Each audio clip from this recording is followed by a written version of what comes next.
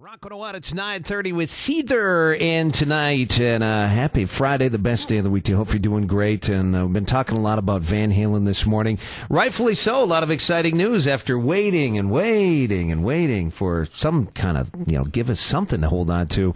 Van Halen finally played a show last night, and a very intimate venue, kind of meant a lot to Dave. His uncle used to own the club that they played in, and we all were like, so how was it? How did it go? How did they sound? We have all these questions. Well, there's only one man that can answer those questions. The host of that metal show, and he's got a show on satellite. He does a show on New York, and of course we've got our show at 9 o'clock, which originates from that show in New York.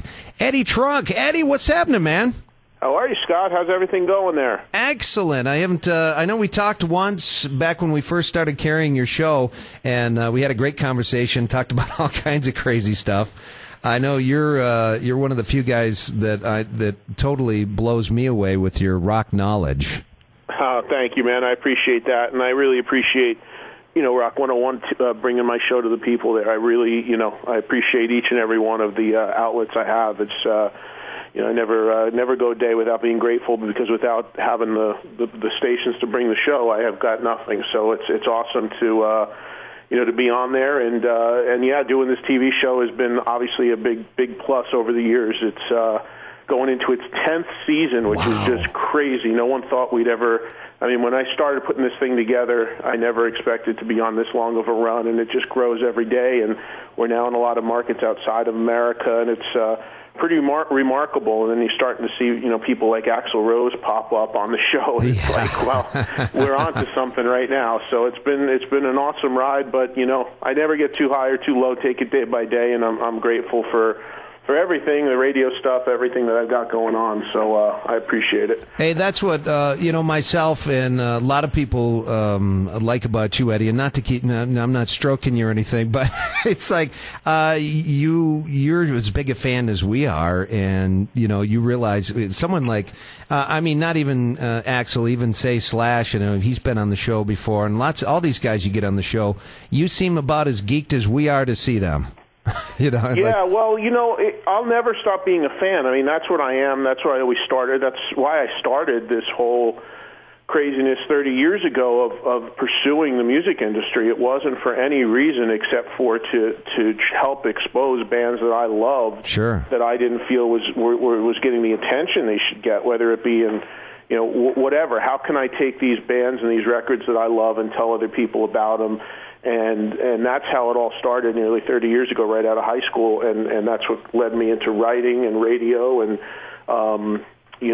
television and whatever else I could do. Even I worked for a record label for about 4 years, signing bands. So it was always, the whole drive was always about helping get the word out about music that I loved, whichever way I could do it. And interestingly enough, I just started doing a lot of writing again. I mean, I wrote a book last year that came out, but I'm actually starting to contribute to a magazine, an amazing magazine in England called Classic Rock. Sure. I'm going to be writing a review about the show I did last night, and it's really come full circle, because the very first thing I ever did in music was write my high school music column, and here I am now, some 30-something years later, and then all of a sudden I'm starting to do a little writing again. So it's kind of cool to wear that hat. But I think at my core, first and foremost, and that's why I always love doing radio. I mean, it's still what I get the most fun out of doing, I think. Even though I love doing the other stuff, don't get me wrong, but radio's so immediate, and it's where I really kind of, been doing for so long. It's really kind of my most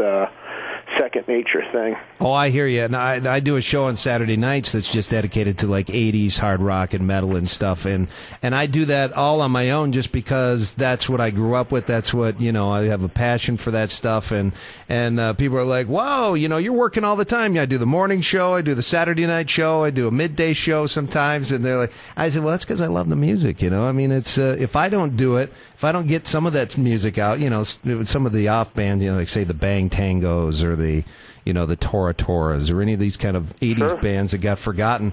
If I don't do it, who's gonna? So I want to get it out there and have some fun with it. So I certainly know where you're coming from.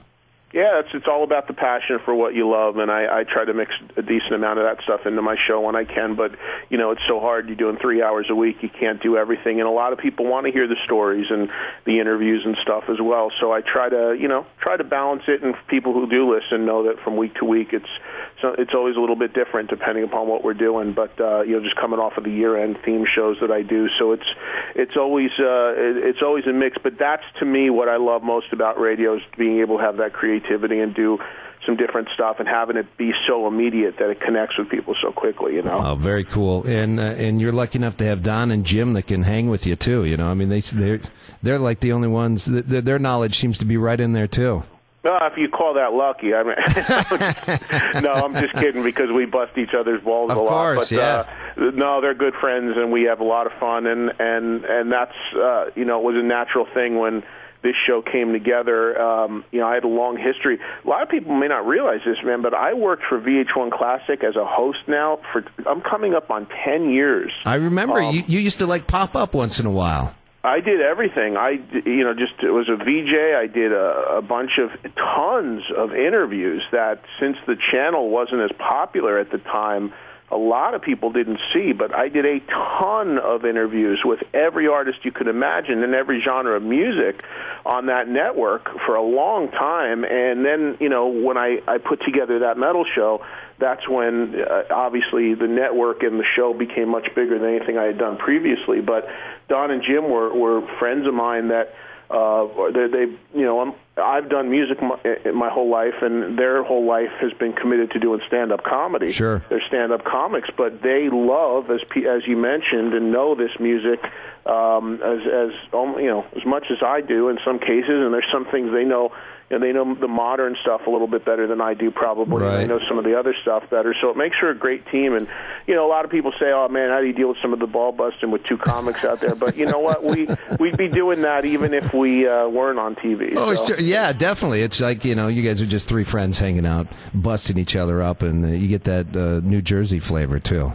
Yeah, well, that's what I mean. I've been friends with those guys for about 10 years, and it's funny because it's they're from about an hour south of me, but just because we're all into the same bands and the music and stuff, it's amazing that we had never connected earlier than that, and we met because they were fans of my radio show cool. In New York, and they'd get out of their stand-up comedy gigs, and they'd be driving from wherever, and they would listen and say, "My God, it's so cool to hear what this guy's playing and saying and doing." And they came up to me at an Ozfest and said hello and introduced themselves, and we just became we're all the same age and same area, and we just became buddies, and they would hang out on the radio show all the time. So I said to VH1, I said, "Hey, listen, I got a couple guys here that this could really work," and there's where we went. Well, loving it, man. I got the DVR set, and then I've got a few episodes I got to catch up on. But yeah, we got two more new ones left in the season. Tomorrow and then next Saturday in the current season. And tomorrow's is going to be a little different turf for us because the show we're evolving the show a little bit. And actually, Paul Rogers is in the show tomorrow. Cool. Not a guy that screams metal, but certainly has a huge influence there. So for sure, we've got to evolve in a lot of different directions, and we're just broadening it out a little bit. But I think people really enjoy that show. And the second guest in tomorrow night is Buck Cherry, and cool. You can just watch those guys completely locked up at the fact that they're sitting next to Paul Rogers. they were complete. I know those guys very well, and they've never had a problem talking. And and I couldn't understand why when we were done shooting, they seemed real stiff to me. And I talked to them, and they were just petrified that Paul Rogers was next to them. I've kicked myself because Paul Rogers was here. He played at our casino in town, and back when he did that blues thing. It was like Paul Rogers and Friends. And he did that blues album, and I've been kicking myself ever since that I missed that show because I heard how great he sounded, and obviously, there's Robert Plant, there's Paul Rogers, and there's like a couple of others, Freddie Mercury, that you just kind of go, wow. So I can understand, and I met the guys from Buck Cherry too. They seem very cool and pretty down to earth, and they rocked our faces off.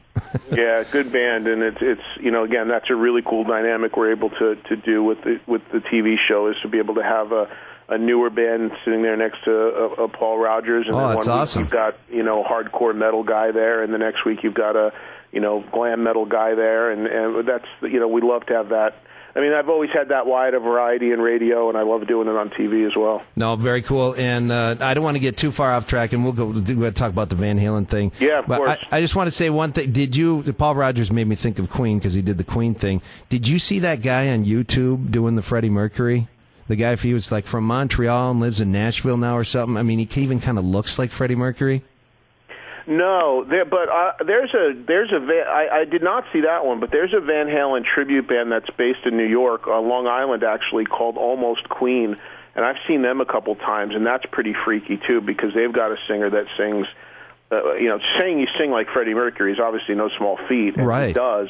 And he actually looks like him too, which is kind of crazy. I know it's kind of weird. I haven't seen. I've said many times, that they should look at some of those guys for doing some shows, because obviously it's been done before, and why not?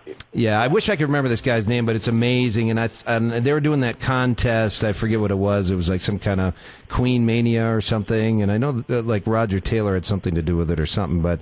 Anyway, I don't want to get it off the beaten path. It's just I don't get a chance to talk to a guy who's as big as rock geek as I am, so I get off track sometimes. So sorry, man. No worries. I do the same thing. All right, so Van Halen last night. Dave's voice, how was it? I told people this in the short time since the show that have asked me, and last night I must have sent out 50 tweets after the show. I saw some of them, yeah. If people want to scroll through, it's just at Eddie Trunk is the Twitter, and I put the best photos I could put out. And, sure. Answered a bunch of questions on Twitter and stuff about the show, because obviously there was so few people that were actually able to get in there. But Dave's voice was fine. I mean, as I've said many times, David Lee Roth obviously is never going to be considered a virtuoso singer. For sure, about, coming off of talking about a guy like Paul Rogers, you're never going to confuse Roth for that. But for what David does, and what he does on the records is great, and what he does live, he gets by with all that charm and that charisma. Mm-hmm. So I thought that, but what I thought, being a guy that's in his mid-40s now, I saw Van Halen the first time through with Roth, back in the late 70s, early 80s, and I always really was bothered by David Lee Roth back then, because he didn't really even try to sing. He more barked out the words and missed most of the verses and was busy, posing and whatever, and being Diamond Dave. So I was always annoyed by that. One of the things that I found when they did the reunion with him in '07 was that I felt he was singing better than he ever sang in Van Halen live. I got the same feeling. He was trying. I mean, he wasn't worried about so much about swinging something around on stage, where he was actually really at least putting effort into singing all the words. So to that end, this was very similar to that approach. He sounded very similar in the way he went after it, and he sang most of the stuff as well as you'd want to hear it. I mean, it was pretty much spot on. Do you get the feeling, because I get the feeling that he almost must have gone to like a vocal coach or something and taught him to sing in a kind of a different style, because he can't do the yelps and the high things anymore. I get the feeling like somebody, he did some kind of vocal coach things, because it does seem like he's singing more now. I don't know. I really don't know that, but to me, I think my take on it just looks like he's more committed to trying to sing. I think he was always very much trying to be the front man and the lunatic and, guzzling the Jack Daniels, and a lot of times he probably was bombed up there whatever. So, I mean, I think that all plays into it. I think now when you're in your, whatever they are, late 50s, that it's like, okay, you know what, he's still David Lee Roth, but I'm going to put a little more focus into actually trying to do justice to these songs and sing them as best I can, and that's what I get from it. I was, as I said, I like where his persona is now the best, where he's still the front man, he's still David Lee Roth, but he's not completely over the top where it's at the expense